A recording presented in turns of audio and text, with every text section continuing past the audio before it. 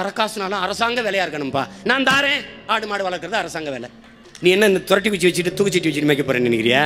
அது மேய். நீ கம்ப்யூட்டர்லேருந்து இருந்துரு, நீ சிசிடி கேமராவிலேருந்து பார்த்துட்டு வேண்டியதான்.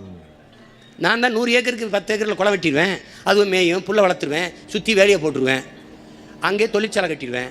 மாடு பண்ணவனையாக வளர்ப்பேன். அங்கேயே பால் இருந்து பால்கோவா, மோர், தயிர், வெண்ணெய் எடுக்கிற தொழிற்சாலை கட்டிடுவேன். படித்தவனுக்கு வேலை, படிக்காதவனுக்கு வேலை, எல்லாருக்கும் வேலை.